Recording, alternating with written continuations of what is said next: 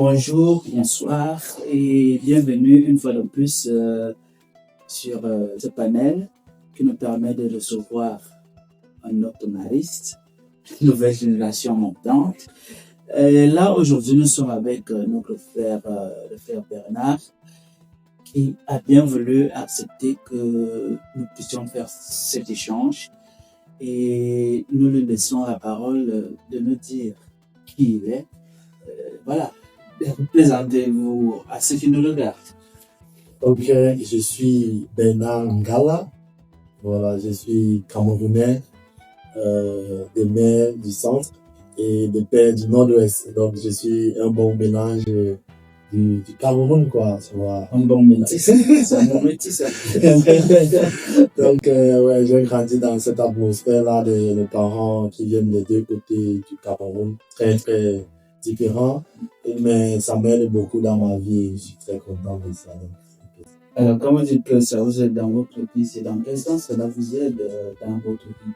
Oui, vous savez, dans la vie, on dit il faut apprendre beaucoup de langues et moi, déjà dans ma famille, j'avais déjà l'avantage là, quand j'étais encore tout petit. Du coup, ma mère parlait le français ou bien le petit ou bien les tomes et mon père aussi parlait l'anglais, il parlait aussi le Wimbom qui est ma langue aussi du côté de mon père. Du coup, vous voyez, donc j'ai grandi avec cette attitude-là de beaucoup de langues déjà au bas âge. Ça m'aide beaucoup à être cultivé et à être déjà international à la maison.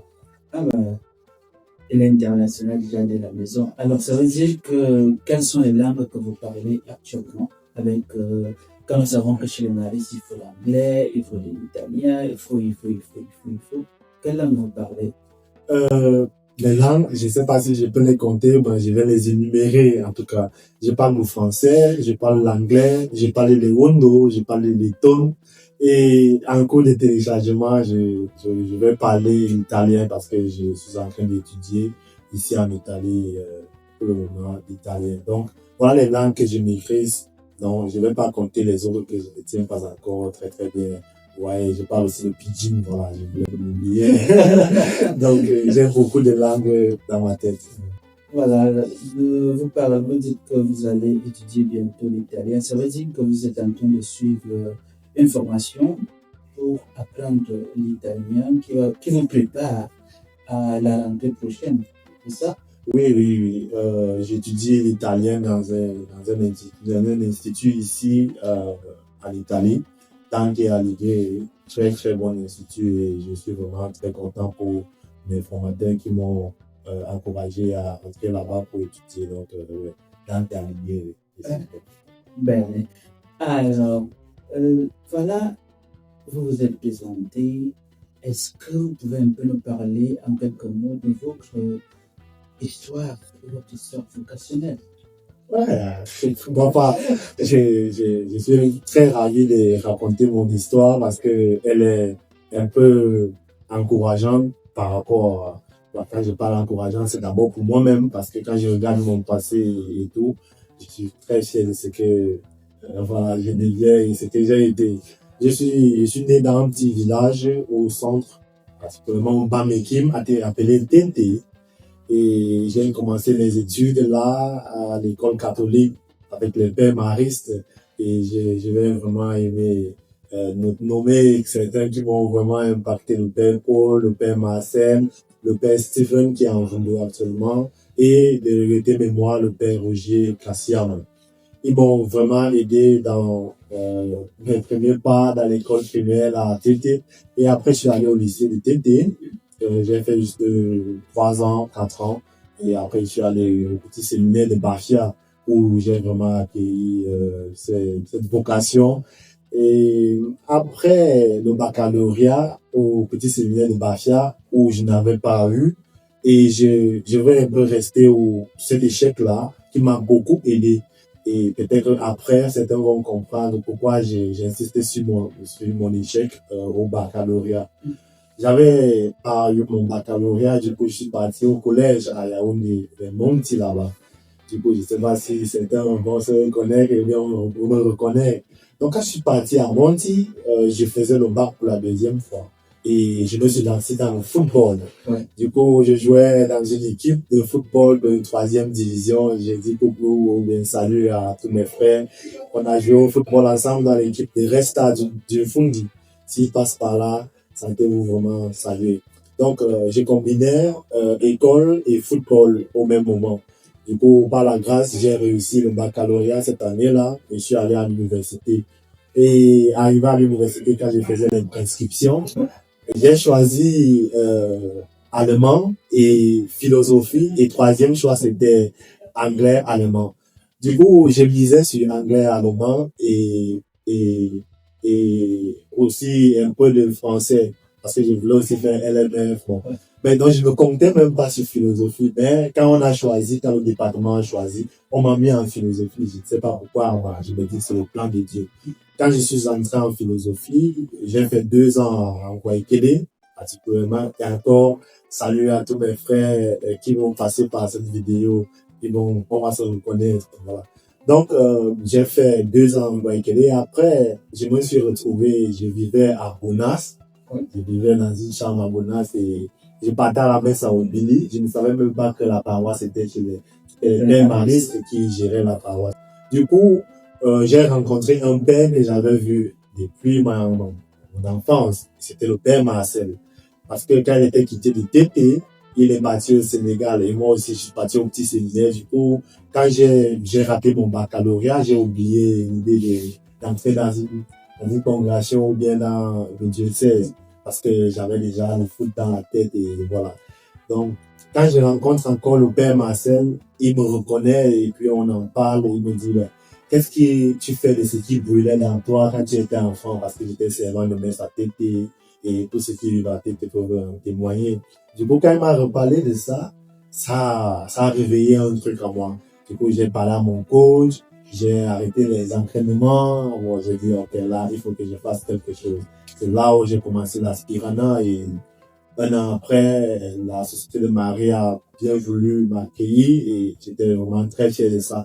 Je suis rentré au postulat en condition qui est Chanel. C'est pour ça que j'ai profité avec les leçons que j'avais déjà fait à l'université et j'ai une fois continué en 2e année à Saint-Joseph Mukasa où on fait normalement la philosophie. Donc, oui, alors, parlant de ça, un de tes confrères disait, mais il n'a pas fait la première année, on l'a fait partir directement en 2e année. Qu'est-ce que tu réponds à ça? Oui. Et ça, voilà. Vous voyez, la grâce a encore fait, c'est que je me rends compte que mon échec au baccalauréat, ce n'était pas vraiment un échec, c'était juste un plan que Dieu voulait pour moi. Parce que je pense que si je réussissais le baccalauréat une fois, je ne serais pas assis ici chez les maris, je pense. Parce que j'avais d'autres plans, j'avais une autre vision. Mais Dieu a voulu à ce que je puisse reprendre pour mieux bondir. Et ça m'a permis à ce que je parte à l'université. Et j'entre une fois au postulat et je n'ai pu faire la première année par la grâce de Dieu. Et je suis très fier de ça. Donc c'est cet échec-là qui m'a permis d'arriver en tout cas ça avec déjà quelque chose en philosophie. Et mon supérieur vraiment m'a aidé aussi à accepter que moi je continue juste. Donc c'est ça le bénéfice de cet échec-là. Donc parfois il faut échouer un peu. Vous voyez, quelqu'un ne connaît pas l'histoire de l'autre, il va tout simplement dire, on a avantagé sans savoir que c'est la somme de plusieurs échecs qui a fait en sorte que nous puissions arriver à ce point-là. Alors, vous avez fini la philosophie, puis vous êtes allé au noviciat, et là, vous êtes en train d'apprendre l'italien pour commencer la théologie. Si vous pouvez nous dire en quelques mots ce passage entre le postulat, le noviciat et puis le théologie. Grande expérience, très grande, très profonde et très importante dans ma vie, que ça soit sur le plan peut-être humain, sur le plan spirituel, vraiment ça couvre tous les plans. Je prends le premier point, le postulat, même si j'ai juste fait 2 ans au postulat, oui, Mais j'ai beaucoup appris là-bas. J'ai beaucoup appris comment être avec les frères des autres pays, parce que c'est vrai que je n'avais pas vraiment eu cette expérience avant. C'était un petit séminaire, on venait de presque toutes les tribus du Cameroun, mais c'est pas vraiment hors du Cameroun. Donc, au postulat, j'ai vraiment appris comment vivre avec les gens des autres pays. Ça, c'est bien. Maintenant, en parlant du noviciat, je pense que le noviciat, si aujourd'hui, je peux me parler de quelque chose du Christ, je peux me parler de quelque chose de l'Église, c'est au noviciat vraiment que j'ai eu une grande base. Une grande base parce que j'avais le temps de me recueillir, j'avais le temps de lire, j'avais le temps de vraiment savoir où je vais. Donc, le noviciat m'a vraiment beaucoup aidé. Et déjà, je suis ici comme religieux, je suis déjà très fier et je vois que demain se prépare déjà très bien avec ce que j'ai vécu hier. Ah bah voilà, une belle citation. Que je l'ai demandé si on se dépense. Alors, comment vous voyez les 4 prochaines années à venir à étudier la théologie à la grégorienne? C'est toujours un challenge, c'est toujours quelque chose de difficile, mais possible. Quand je vois celui qui me pose les questions, je me dis, ah ben, il était ici il y a pas trop longtemps, mais voilà, il me pose les questions, ça me dit qu'il y a espoir. Et quand il y a espoir, on vit. Du coup, moi, je pense que ça sera difficile parfois, mais ce qu'il faut faire, c'est de travailler fort et regarder les idées comme mon père ici. Voilà, donc je suis très fier quand il me pose les questions parce que en posant les questions, je sens comment il y a une lumière qui me regarde de l'autre côté. Alors, comment est-ce que vous vivez votre vie communautaire? Comment est-ce que vous la trouvez dans une atmosphère internationale? Et comment vous voyez la vie communautaire, la vie fraternitaire? Qu'est-ce que vous pouvez nous dire? Par rapport à la vie fraternelle et communautaire, ce que je peux dire, c'est juste une continuité et une manière de mûrir. De mûrir dans le sens où tu commences, peut-être au noviciat, c'était vraiment intense avec les différentes cultures, les différents pays, voilà. Mais ici au Théologa, tu te rends compte que tu mûris chaque année. Du coup, je n'ai pas trop de problèmes. Comme j'ai dit au départ, j'avais déjà à la base une famille, déjà, je peux dire internationale parce que mon père vient d'une culture très différente de celle de ma mère. Du coup, même à la maison déjà, je vivais déjà en quelque sorte quelque chose d'international parce que la langue était différente. La langue de mon père et la langue de ma mère est très différente et parfois l'anglais et le français, vous voyez. Donc, il y a déjà, à la base, j'avais déjà ces éléments-là. Donc, je complète juste avec mes années que je passe en formation. Et ici, c'est très facile parce que j'ai déjà eu beaucoup de bases. Du coup, je quitte les bases. Et puis, comme mon informaticien, voilà. Parlons ces jours de la béatification du Père Jean-Paul Colin. Alors, comment est-ce que vous vivez cela de manière personnelle et de manière communautaire ici à Casa de Maria? Voilà, je vais d'abord parler du plan communautaire, comment nous prenons ou bien nous vivons la cause de notre très très vénérable Jean-Claude Colin. Je pense que ici à la maison, on a les prières pour stimuler ce qu'on appelle dans donc langue la femme, qui va aider à ce que le fondateur puisse être connu et par là, avec les prières, un miracle pourra se produire. Donc ici, en communauté, on a des prières très très spéciales pour notre fondateur, pour que par la grâce de Dieu, on puisse avoir un miracle. Donc c'est à ce point où nous sommes et avec nos petites prières, on espère que le Seigneur nous écoute et il attend son moment qu'il va faire ce que lui-même il veut parce que c'est lui qui décide qui va devenir saint ou qui il va élever au rang des saints. Et par rapport à mon avis ou bien à mon point personnel, moi, je considère déjà le Père Colin comme un saint. Même s'il n'est pas nommé, même s'il n'est pas connu, mais pour moi, c'est un saint. Parce que si je suis assis ici, c'est parce que il a fait un pas spécial dans sa vie, dans ses relations, et il a donné cette congrégation à l'église. Donc, c'est déjà un grand truc que moi, je considère comme élément de miracle. Parce que pour arriver à son époque, pour arriver à faire ce qu'il a fait, je pense que c'était quelque chose de très grand.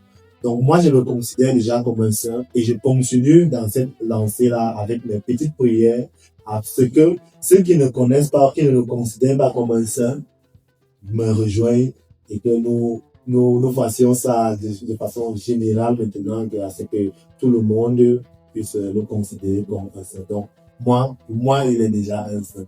Mais il faut juste que les autres me rejoignent. Les réseaux sociaux, est-ce que tu offres quelque chose de précis aux jeunes qui te suivent? Je ne sais pas, dis-nous. Ouais, je suis sur les réseaux sociaux depuis très longtemps, c'est vrai. Je ne fais pas trop de bruit, mais je vis juste une petite vie. Mais j'ai ouvert TikTok récemment, je pense que ça fait peut-être 3 semaines, parce que j'étais au noviciat et vous savez, au noviciat, la vie est très différente avec le dehors, parce que là, on vit vraiment une vie vraiment spirituelle.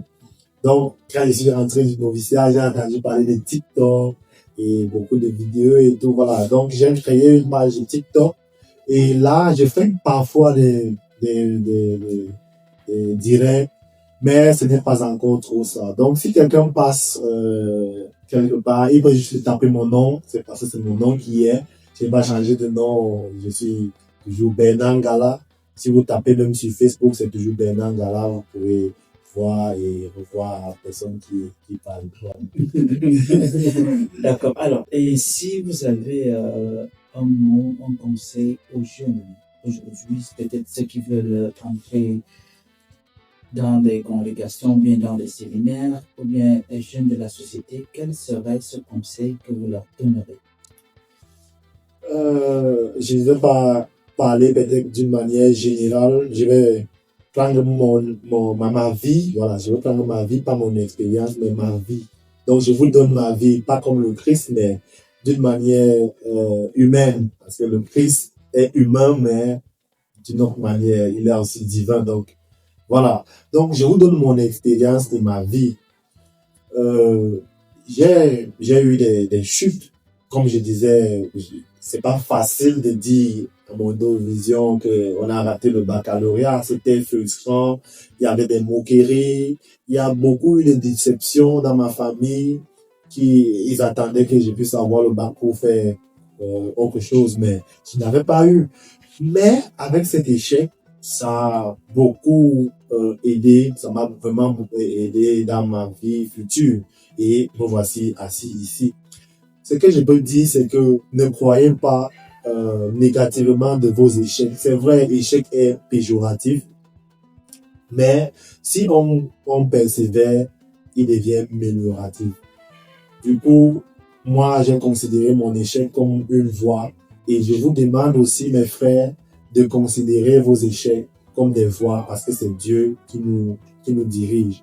Du coup, ne vous dites pas, ok, j'ai échoué, je n'ai pas pu accéder dans une congrégation cette année. Ça veut dire que j'oublie mon rêve, j'oublie ce que le Seigneur est en train de me dire dans mon cœur. Non. Persévérez et suivez le Christ. C'est tout ce que je peux dire parce que les mots ne sont pas vraiment très grands, mais c'est que j'exprime qui peut vraiment vous aider. Merci. Voilà, nous pouvons voir qu'avec Bernard, l'échec n'est pas la fin. C'est plutôt une façon de se remettre en question et de mieux rebondir. Et quand nous essayons de voir son parcours, qui n'est pas assez complexe, mais il a eu des choses qui sont arrivées dans sa vie. Il est passé par la case très enthousiaste, un peu au petit séminaire, et puis après il y a eu l'échec, Et par la suite, il y a eu cette phase où il voulait devenir un pro, c'est-à-dire un footballeur. Mais après, sa seconde rencontre avec le père Marcel a permis qu'il puisse se remettre en question et de se dire, mais où est-ce que j'allais? Et donc, nous voyons là qu'il y a toujours une personne qui est là pour déclencher c'est qui sommeille en nous. Et puis, quand cela est déclenché, le résultat, il est là. Et vous pouvez voir, quelqu'un me disait hier que mais il est trop jeune là, il est trop jeune. Ben, c'est aussi ça, la nouvelle génération des Maris est jeune et pas pour dire que nous mettons de côté les vieux, mais nous faisons ensemble avec les vieux, les anciens, les jeunes, les moins jeunes et la seule chose que nous cherchons, c'est de toujours mettre Marie en avant et mettre en avant aussi nos cofondateurs pour qu'ils puissent mieux être connus dans le milieu des jeunes et dans nos différents milieux chrétiens et catholiques et dans nos différentes paroisses et écoles. Donc, merci Bernard pour ce temps que vous nous avez accordé et au plaisir. Le plaisir, vraiment le bien de parler d'une n'importe quelle émission, vraiment.